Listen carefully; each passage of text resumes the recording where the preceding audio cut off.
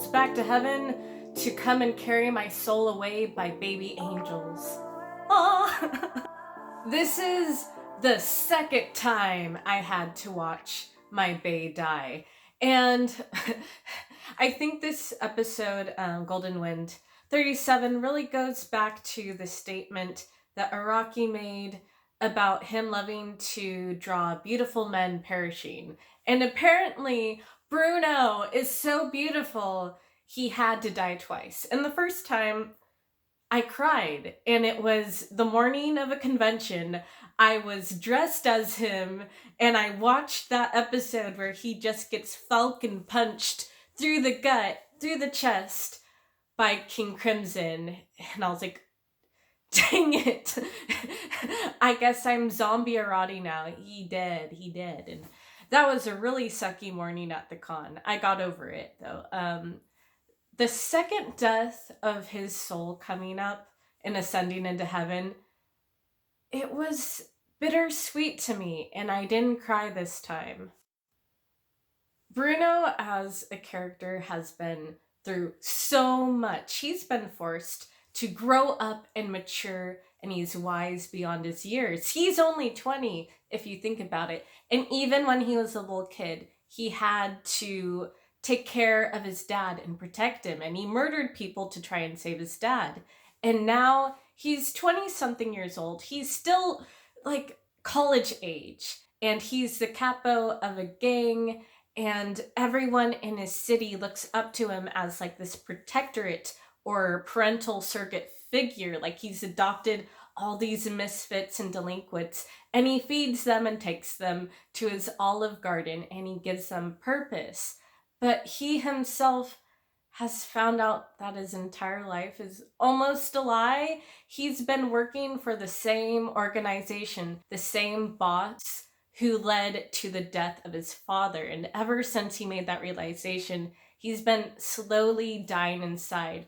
He's been literally and metaphorically a zombie until Giorno came along and gave him new purpose, and he's been reborn and resurrected like what he tells Giorno. Bruno becomes a golden wind. He is the golden wind, and possibly the reference to the golden wind we get in the title for this arc. This is Jojo's Bizarre Adventure, Golden Wind, and that is Bruno. And arguably, he is also the second main protagonist of this entire arc. And I'm so glad that David Pro and Araki really gave him the pomp and farewell that his character deserved for his send-off. He had these beautiful stylized golden clouds and baby cherubs carrying his soul away. And I'm pretty sure this is deliberate with all the Italian art references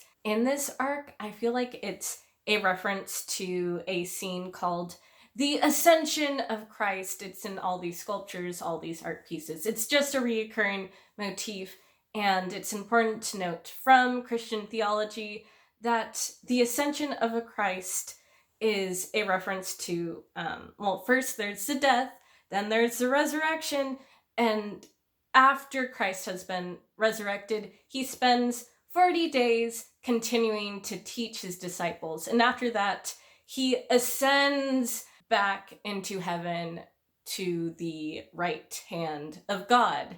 So I feel like basically there's parallels between Bruno and Jesus if you really think about it. He died for our sins. He died once, he became resurrected, and this scene in this episode is his ascension. So praise Bruno.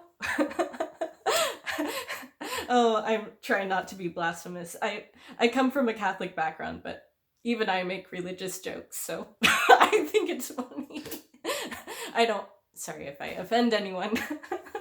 But yeah, Bruno died for everyone's sins. He sacrificed himself. He probably understood that if he destroyed the Requiem stand, he wouldn't have a body that's not broken to return to. His body's broken and deteriorating. So he understood that, but he wanted to save Trish and have everyone else's bodies return back to normal. I think the scene of Bruno's farewell had a huge impact on Giorno. You can see it on his face, and normally he doesn't emote. He's learned how to emote and have emotion and experience it over time. Maybe Gold Experience is partially a reference to that, him finally experiencing emotion and letting it all in.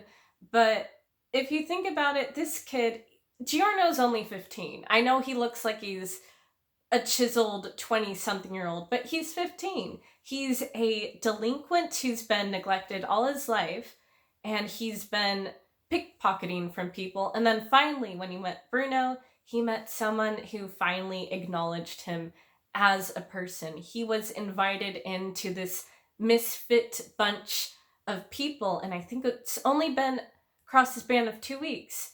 And he's losing them one by one. Abacchio died. Narancha died. Bruno died once. This is the second time Bruno's dying, and he's about to lose all the rest of his family, potentially with Trish and with Mista. And finally, Bruno says to him as he's departing, "Don't worry about it. I'm returning to what I was. This is happiness, and you finally made me feel alive again. I've been reborn. I leave the rest to you. Send everyone my regards." And there's a mutual respect between the two of them that finally Bruno believes in Giorno's dream.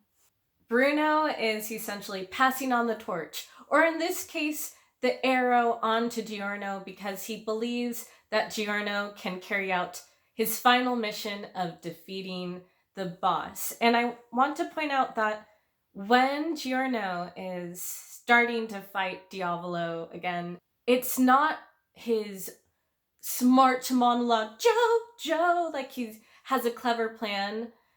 It's actually Bruno's theme that starts playing. So that's cool that he's adopted on Bruno's will, and you can kind of see that in Trisha as well, because she starts off as this terrified girl, and then she starts to stand up for herself, and after she defeats, I think it's Notorious Chase, whatever that meat stand's name was, she said "Arrivederci," and she's adopting his catchphrases. So it's cool to see the sort of impact Bruno has had over these characters in such a short amount of time. I know people call Giorno a boring Gary Stu character, but I've seen him grown across this arc, and I'm proud of him, and I think all his 3 dads are proud of him, and that's Jonathan, Dio, and Bruno. So he's got 3 daddies, and I'm proud of him.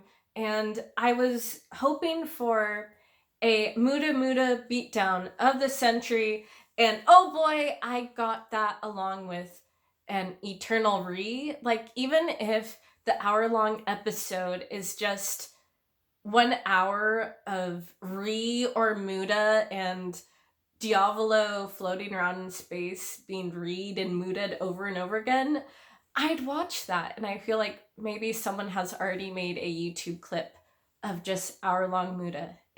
That probably exists already. Look it up. Yeah, Diavolo is stuck in his own dimensional time pocket, his own purgatory. And this is so ironic coming from a man who is bent on erasing time. That's one of his abilities. His other ability is seeing into the future. And for a man who is so desperate to erase his past, for him to be stuck like in an infinite Tsukiyomi, repeatedly experiencing events over and over and over again, that is probably the most torturous and worst fate of any of the Jojo villains, and that is so sweet and so ironic that I love it. That's probably the most fitting end, I feel, of any of the Jojo villains. Ooh, sweet irony.